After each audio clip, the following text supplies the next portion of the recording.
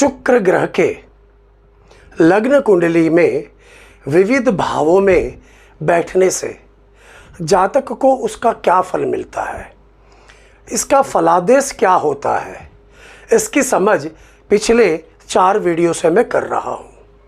शुक्र का लग्न में, शुक्र का द्वितीय भाव में, शुक्र का तृतीय भाव, शुक्र का चतुर्थ भाव में जो हमने लास्ट वीडियो में देखा, आज के वीडियो में बहुत ही विशेष एक मुद्दे को जो फलादेश में बहुत ही उपयोगी होगा, वैसे एक मुद्दे के साथ शुक्र के पंचम भाव में होने से क्या परिणाम, क्या फलादेश, जातक पर इसका क्या प्रभाव होगा, उसकी बात मैं आज के वीडियो में करने वाला हूँ।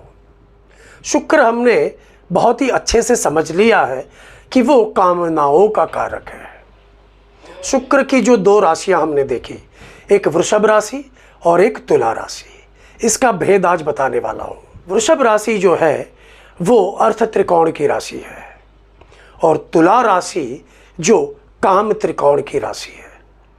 इसका मतलब क्या है? अर्थ जो है वो धन है, धन उपार्जन है, और काम जो है वो किसी भी भौतिक या सात्विक सुखों की भोग जो है, उसका आनंद जो प्राप्त होता है, उसको जो उपयोग में लाना है, वो काम है। शुक्र धन उपार्जन भी करवाता है। उस धन उपार्जन से जो भी सुख प्राप्त होता है, उस सुख का भोग जो काम है, वो शुक्र के ही अधीन है। तो वृषभ राशि धन उपार्जन अर्थ की बात करती है, और उन धन उपार्जन से जो भौतिक सुख प्राप्त होगा, उस भौतिक सुख का भोग, वो कामना की परितृप्ति, वो कामना की तृप्ति, ये काम त्रिकोण में बैठी तुला राशि की बात भी वही शुक्र करता है।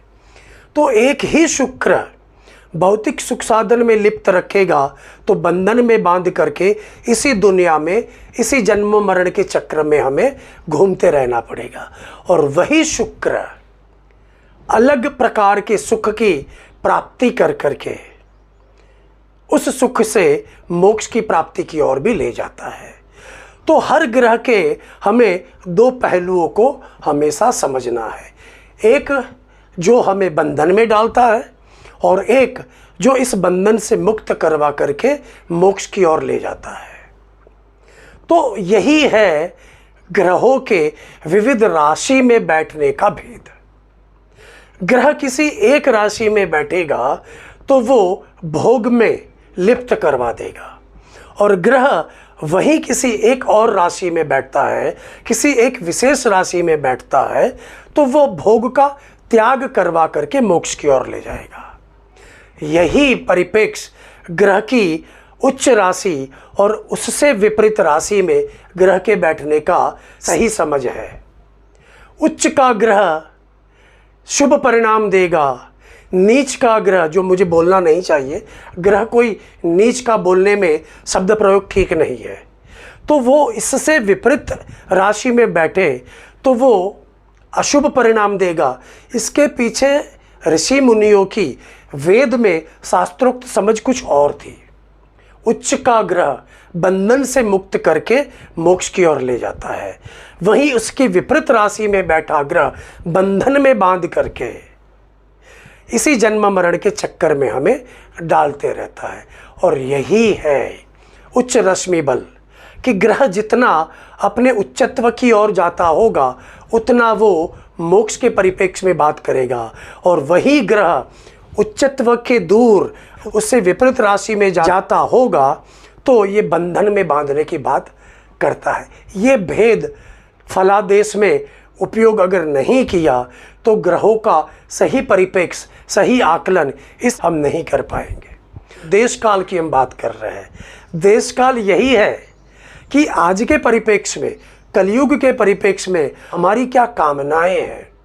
हम देखते हैं कि 100 में से 100 लोग, हार्डली 1000 में से 1 या 2 लोग हमें ऐसे मिलते हैं जो विविध कामनाओं की तृप्ति के अलावा की कुछ बात करते हैं जिसमें मोक्ष की बात आए।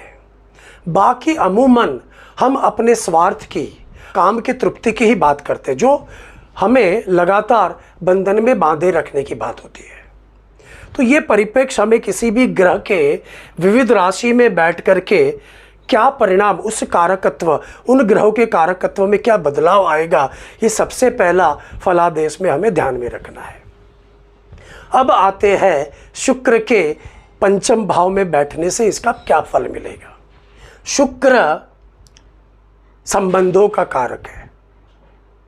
ज्ञान के पंचम भाव में बैठा तो क्या होगा, संबंधों को कैसे निभाना है, वो चाहे कोई भी संबंध हो, प्रेम संबंध हो, माता के साथ का संबंध हो, पिता के साथ का संबंध हो, या समाज के किसी भी संबंध की बात हो, तो हम देखेंगे कि पंचम भाव में बैठे शुक्र वाले लोग रिलेशन में, सभी प्रकार के संबंधों में बहुत ही सहजता से सबके साथ जुड़ते हुए दिखते हैं।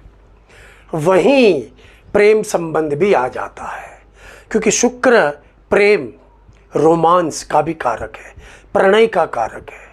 अब जब वैसा शुक्र वैसे ही प्रेम, प्रणय के पंचम भाव से जुड़ेगा तो उसमें बढ़ोतरी होगी। तो पंचम भाव में बैठे शुक्र वाले लोग ज़्यादातर हम देखेंगे कि शुरुआती जीवन में ही विजातीय पात्र से आकर्षण पाते हैं और वही उनके प्रेम संबंध का कारण बन जाता है। शुक्र पर विशेष शुभ प्रभाव होगा तो ये प्रेम संबंध सफलता में परिवर्तन पाएगा, इसमें कोई तकलीफें नहीं आएगी।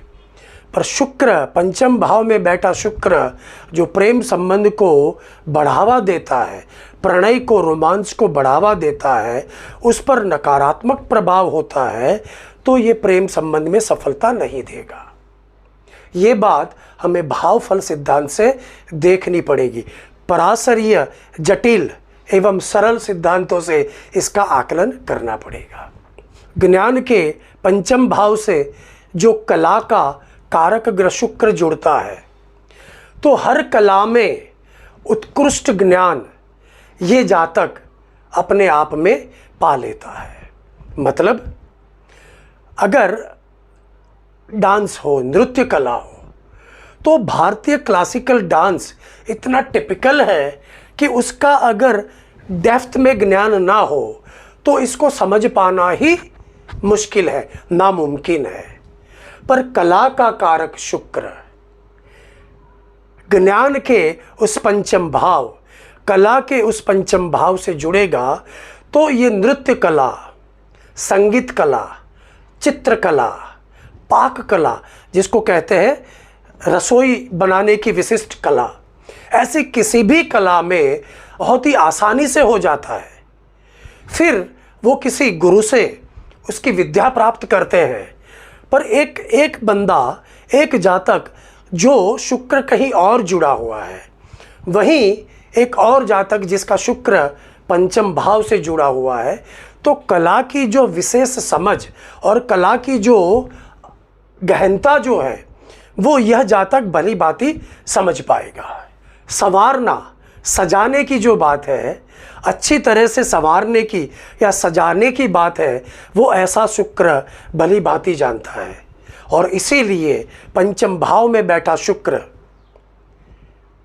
डेकोरेशन, इवेंट मैनेजमेंट में जो मुख्य डेकोरेशन का जो काम है, वो ऐसे शुक्र वाले लोग बहुत ही अच्छे से कर पाते हैं। और वही पंचम भाव नवसर्जन क्षमता का भी है, क्रिएटिविटी का है। तो कला में, डेकोरेशन में, विविध सुशोभन में, सजावट में इन लोगों की हर बार क्रिएटिविटी इतनी अलग अलग होती है कि अलग अलग इवेंट में ये अलग अलग इंतज़ाम, अलग अलग सजावट बहुत ही आसानी से और अपनी सामान्य ज्ञान, सामान्य बुद्धि से करते रहते हैं। शेयर बाजार, सट्टा पंचम भाव से जुड़ा हुआ है। शुक्र अगर वहाँ जुड़ जाए तो क्योंकि शुक्र शुभ ग्रह है, शुभ फल मिलता है। शुक्र मुख्यमंत्री है, मैनेजमेंट एडमिनिस्ट्रेशन है। पंचम भाव भी मैनेजमेंट और एडमिनिस्ट्रेशन है। तो ये बड़े बड़े प्रोजेक्ट्स को बहुत ही आसानी से रोल आउट कर देते हैं जिसमें इनको कोई इतनी बड़ी तकलीफ नहीं आती है।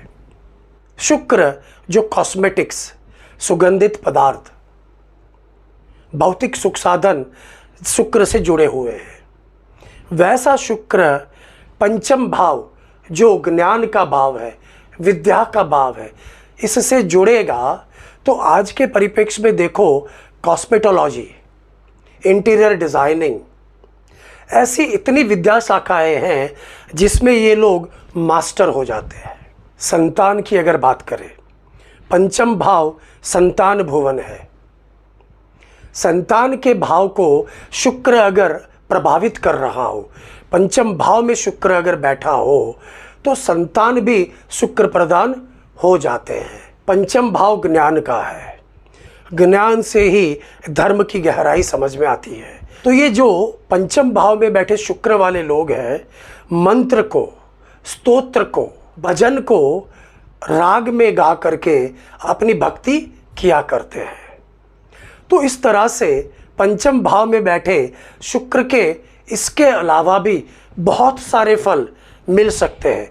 ये मुख्य बेज क्या है?